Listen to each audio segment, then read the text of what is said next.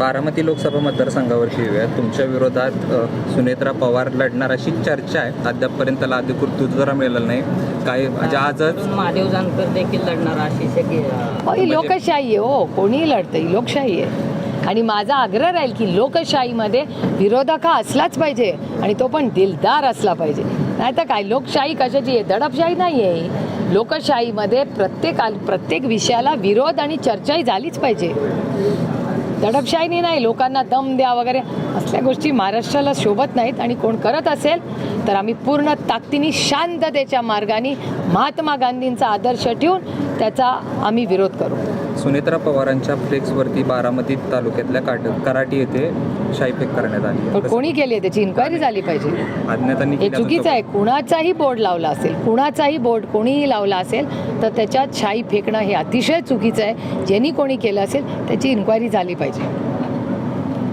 Thank you.